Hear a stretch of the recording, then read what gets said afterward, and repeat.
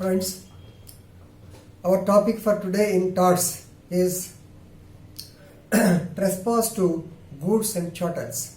So far we have discussed regarding trespass to land. Trespass to land is over. We have discussed so many cases. Hurst versus Pictures Theatre Limited, or Balisetti Venkat Surya versus Nadipati Muttaya. All these things we have discussed. So now you have to learn trespass to goods. Please first remember, trespass means unlawful interference in the possession of property of one person without any lawful justification. Direct interference. So if you go and plant a tree in others' property, it is called trespass. So land guరించి చెప్పాం. Now trespass to goods and chattels. Goods అంటే మీకు తెలుసు, chattels అంటే మాత్రం don't get confused. Chattels means personal property. The westernized language. ఇతర దేశాలు ఎక్కువ ఉంటారు. Chattel house అంటారు. అంటే కంబైన్డ్ హౌస్ కాకుండా it's my own house. Chattel property, chattel mortgage, chattel house ఎక్కువ మాట్లాడతాం. సింపుల్గా చెప్పాలంటే మన యొక్క పర్సనల్ ప్రాపర్టీని చాటల్ అంటారు. ఇక్కడ గూడ్స్ అండ్ చాటల్స్. సో వీటికి ఎవరైనా ట్రెస్పాస్ చేస్తే, ట్రెస్పాస్ అంటే గుర్తుపెట్టుకోండి, డైరెక్ట్ ఇంటర్ఫిరెన్స్. మీకు ఆల్రెడీ చెప్పాను. So if A person goes and accidentally slips into another person's property, and after coming to know that it does not belong to him, and if he goes away, it is not trespass. Simply to say, మీ పిల్లలు ఎవరినన్నా driving నేర్పడానికి వేరే పొలంలోకి వెళ్తే, అది ఆ పొలం అది ఓనర్ వచ్చి ఏమయ్యా మీకు బుద్ధి ఉందా లేదని మనం తిడితే, మనం సారీ అని చెప్పి వెళ్ళిపోతే ట్రెస్పాస్ కాదు. కానీ లీగల్గా మాత్రం కంపల్సరీ అతను కేసు పెడితే ట్రెస్పాసే. బట్ నార్మల్గా దిస్ ఈజ్ అన్ ఎక్సెప్షన్. ఎందుకంటే there is no intention, there is no knowledge. లేనప్పుడు తప్పేం లేదు, పక్క దాంట్లోకి వెళ్ళినప్పుడు say sorry and go away, it's not trespass. అది ఆల్రెడీ మీకు చెప్పడం జరిగింది. So trespass to goods means unlawfully disturbing the possession of goods by seizure, by removal, తీసుకోవటం కానీ అక్కడ నుంచి బయటకు పెడతాం కానీ, by direct interference or unlawful. నేను ఆల్రెడీ చెప్పాను, unlawful interference and direct damage. చెప్తాను మీకు స్లోగా వరుసకు వచ్చిన. So let us give some examples, simple examples. అసలు టాట్స్ అంటేనే చిన్న చిన్నవి. So throwing stones on a bus, throwing stones on a bus, thereby the bus belong to somebody, it is the property of somebody, definitely it is trespass to goods. Or ఇంకోటి, writing names on the bus or train. మనం చూస్తూనే ఉంటాం, బస్సులు, ట్రైన్లో, బాత్రూములు ఎంత చక్కటి రాతలు రాస్తారో మనందరికీ తెలిసిందే. It is also trespass to the train. Spoiling the seats. సినిమాకి వెళ్ళి ఒకప్పుడు కొంచెం మంచివాళ్ళు అయిపోయారు పిల్లలు, ఒకప్పుడు పోయి మామూలుగా అబ్బాయి ఏమంటారు బ్లేడ్తో సీట్లు కోసేవాళ్ళు. Yes, it is trespass to goods అంటే seats of the theatre. Then beating animals, ఇక్కడ personal property. Chattel, yes definitely animals కొంతమంది పర్సనల్, అంటే కుక్కలు ఉంటాయి కదా. సో బీటింగ్ యానిమల్స్ ఇది amount. Then infecting the animals with diseases. So కొన్ని మనం పెట్టినప్పుడు వాటికి జబ్బులు చేయడానికి మనం పెట్టే పదార్థాల వల్ల కూడా ఉంటాయి. This is also trespass. Then killing animals by giving them poisonous food. So మీరు చూస్తూ ఉంటారు, కొంతమంది పొలాల్లోకి ఎక్కువ వస్తున్నాయని, అయితే ఇళ్ళలోకి వస్తున్నాయని పాయిజనస్ ఫుడ్ పెడతాము, అవి చనిపోతూ ఉంటాయి. It is also trespass. Right. Shooting birds, it is also trespass. Shooting birds అని మీకు గుర్తుండాలి, స్టాన్లీ వర్సెస్ పావెల్ క్లేస్. సో దట్ ఈస్ అక్కడ ఇన్ఎవిటబుల్ యాక్సిడెంట్ అన్నాము, డిఫెన్స్ కింద తీసుకున్నాము, గుర్తుపెట్టుకోండి. దీంట్లో జుస్టెట్టి అనే ఒక మాట కూడా నేర్చుకోండి మీరు. Jus tertii means belonging to third party. ఇక్కడ ఏంటంటే ఓనర్షిప్ మీద మనకి జ్యూరిస్ప్రుడెన్స్లో వస్తుంది. ఓనర్షిప్ కాన్సెప్ట్ ఏంటంటే, even though it is belonging to somebody, if the property is with you, it is 9/10 of ownership. 10 points ఉంటే మీ దగ్గర ప్రాపర్టీ ఉంటే 9 పాయింట్స్ మీ దగ్గర ఉన్నట్టు, అంటే మీరే ఓనర్ లెక్క. It's what is called ostensible owner. కాబట్టి ఇది నీది కాదు, కారు మీద రాయేసాడు, నీ కారు కాదు వేరే వాళ్ళు, కానీ మీ దగ్గర పొజిషన్లో ఉంది. కాబట్టి అతనికి నీ అతను క్లెయిమ్ చేయాలి, నువ్వు చేయటానికి అంటానికి లేదు. Owner need not claim damages. Yes, it is you, because 9/10 లెక్క చెప్తారు. ఇక అది ఓనర్. కాబట్టి there is no right of the third party has right. Jus tertii third party కింద మనం లెక్క. ఎందుకంటే ఎవరి దగ్గర ప్రాపర్టీ ఉంటే వాళ్ళదే జుస్టెట్టి. థర్డ్ వాళ్ళు రావాలనడానికి లేదు, థర్డ్ పార్టీ క్లెయిమ్ చేయడానికి లేదు. రైట్. కాబట్టి a person in possession of the property can file a tort case for claiming damages. Clear. నా కేసులో చెప్తా. యాక్చువల్గా దిస్ కేసులో ఇది more Cresswell, yes without Cresswell versus Sirl 1948. Cresswell versus Sirl. ఇక్కడ సిరిల్ గారి అబ్బాయి ఇతను ఏం చేశాడంటే, ఇతనికి హాస్ గాట్ షీప్ పెన్, లేదా ఇతనికి బాగా ఇవి ఉంటాయి. షీప్ అంటే తెలుసుగా మీకు, గొర్రెలు మేకలు ఉన్నాయి, పందులు కూడా వాటిని పెంచుతూ ఉన్నాడు. ప్లెయింటిఫ్ యొక్క డాగ్ వచ్చేసి వాటిని కరవటం, వాటిని చంపటం చేస్తూ ఉంది. చేస్తుంటే even though warnings were given, they did not care. Plaintiff has let loose his dog. అది చేస్తూ ఉంటే ఈ యొక్క డిఫెండెంట్ కొడుకు, సిరిల్ యొక్క కొడుకు, దాన్ని ఒక రోజున తుపాకీ పెట్టి కాల్ చంపేశాడు. Now he filed a case of tort, trespass to his property, chattels, without lawful justification. ఎందుకంటే జనాలకు వచ్చినప్పుడు దాన్ని కుక్కను ఒక రాయేస్తే పారిపోద్ది కదా, కానీ దాన్ని చంపాడని కేసు వేశాడు. వేసినప్పుడు ఇది మ్యాటర్ హైకోర్టు దాకా వెళ్ళింది.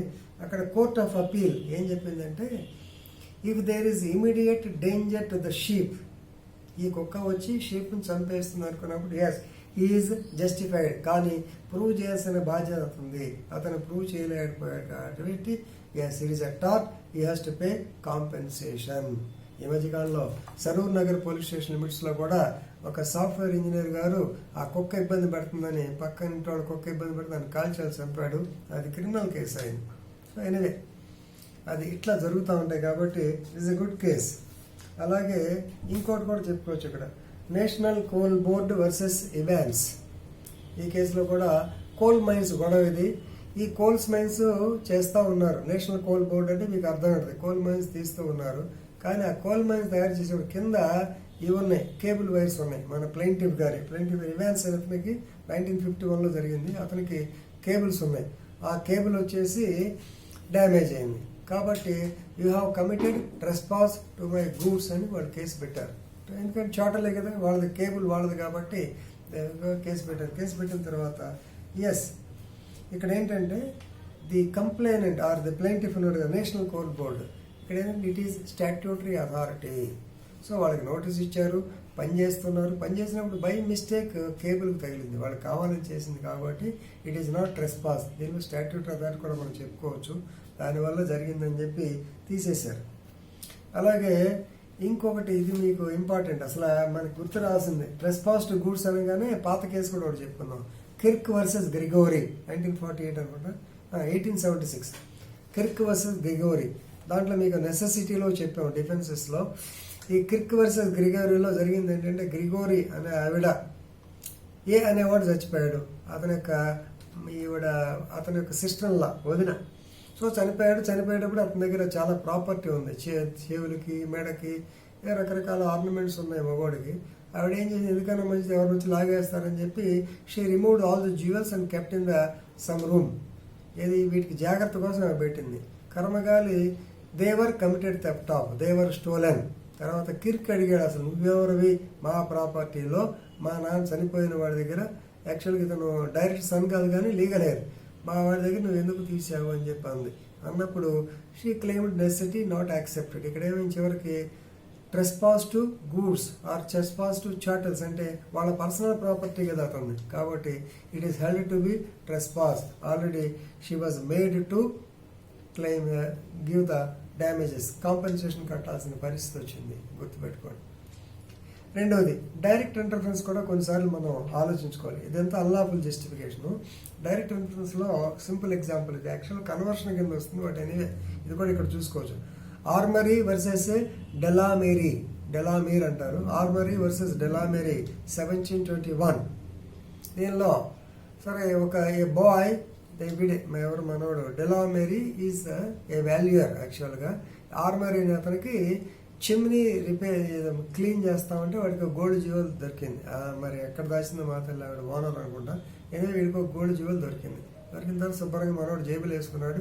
ఈ went to A shop, valuer అంటే గోల్డ్ మర్చెంట్ దగ్గరికి వెళ్ళి, ఏమయ్యా దీని వాల్యూ ఎంత ఉంటుంది అని చెప్పి అన్నాడు. దాని తర్వాత మరి నాయన దీనికి 3 రకాల టెస్టులు చేయాలి, యాసిడ్ టెస్ట్ చేయాలి, దీనికి కింద వేయాలి, సౌండ్ వస్తుందో లేదో, తర్వాత దీనికి మీకు చెప్తుంటారు ఇట్లా గీత వేస్తారు, గీత వేయాలి కాబట్టి takes time, you come after a couple of days అని చెప్పి అన్నాడు. 2 days తర్వాత వెళ్ళాక నువ్వు నాకు ఎక్కడ ఇచ్చావు, నీకు ఇవ్వాల్సిన పని లేదని అడ్డం తిరిగాడు.